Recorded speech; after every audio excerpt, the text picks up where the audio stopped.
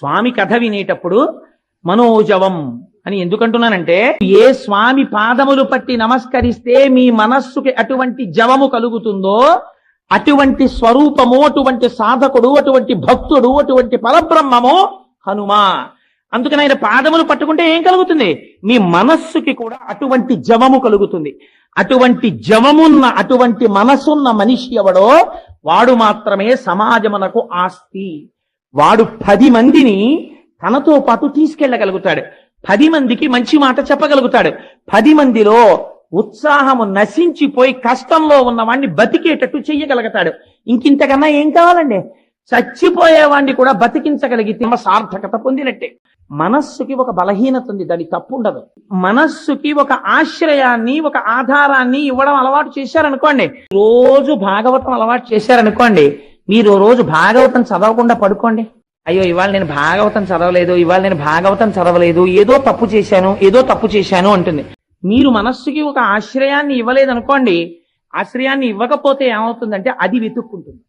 అది వెతుక్కుంది అనుకోండి, మిమ్మల్ని ఇంద్రియాలకి లోను చేసేస్తుంది. ఇంద్రియాలకి ఏవి ఇష్టమో అటు ఎడుతుంది. కళ్ళెప్పుడు దేవాలయానికి వెళ్ళమనవు, టీవీ చూడమంటాయి. అటు తిరిగిందనుకోండి, జన్మ వృధా అవుతుంది.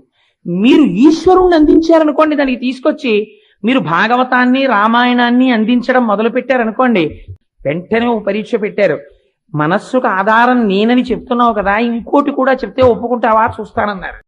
సంకల్ప వికల్ప సంఘాతమైనటువంటి మనస్సు మీరు ఏదో ఒక ఆధారమును అందించడంలో పొరపాటు పడితే, ప్రమాదమునకు లోనైతే, ప్రమదితవ్యం మీరు మరిచిపోతే, ఆ మనస్సు వేరొక వస్తువుని పట్టుకుంటుంది తప్ప ఉట్టినే ఉండదు.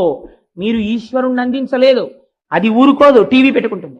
మీరు ఈశ్వరుణ్ణి అందించలేదు, అది ఊరుకోదు, రేడియో పెట్టుకుంటుంది. మీరు ఈశ్వరుణ్ణి అందించలేదు, అది ఊరుకోదు, సినిమాకి ఎడుతుంది. మీరు ఈశ్వరుణ్ణి అందించలేదు, అది రోడ్లు పట్టుకు పరిగెడుతుంది. ఏమీ తోచలేదు, మెయిన్ రోడ్ లో తిరిగి వస్తానని ఎడతాడు. చూశారా ఎంత పరీక్ష పెట్టేశారో హనుమ. అందుకని మీరు ఈశ్వరుణ్ణి అందించారనుకోండి, అది ఈశ్వరుడి వైపుకే తిరిగింది అనుకోండి. మీరు అలవాటు చెయ్యడం మొదలు పెట్టండి. 12 స్కంధములు భాగవతం తెచ్చుకుని మీ ఇంట్లో పెట్టుకుని, నేను ప్రతిరోజు 50 పేజీలు భాగవతం అసుర సంధ్య వేళలో నమస్కారం చేసుకుని, నేను సంధ్యావందనం చేసుకున్న తరువాత ఒక్క కప్పు కాఫీ స్నానానికి ముందు తాగేసి, లేనిపోని ప్రమాదాలు తెచ్చేసుకోక్కర్లేదు, కాఫీ కూడా తాగక్కర్లేదా అనకండి. తాగి స్నానం చేసి సంధ్యావందనం చేసుకుని, నేను 1 గంట సేపు 50 పేజీల భాగవతాన్ని చాలా నిదానముగా చదువుకుంటాను అని మీరు అలవాటు పెట్టుకున్నారనుకోండి, మీరు 12 స్కంధములు భాగవతం చదవడం మొదలెట్టేటప్పటికీ ఏ రుచీకుడి వృత్తాంతం దగ్గరికో, లేకపోతే దక్షయజ్ఞం దగ్గరికో, ఎక్కడికో వచ్చేటప్పటికీ మీకు ఒక ఉత్సాహం వస్తుంది. ఇక్కడ వరకు వచ్చాను కదా, తర్వాత కథ ఏమిటి అని.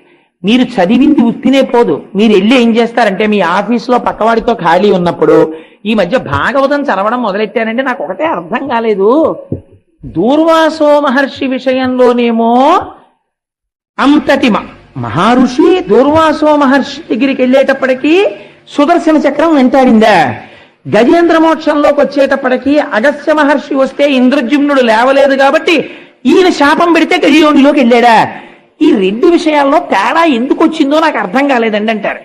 అర్థం కాలేదంటే మీ మనస్సు ఊరుకుంటుంది, పట్టుకుంది.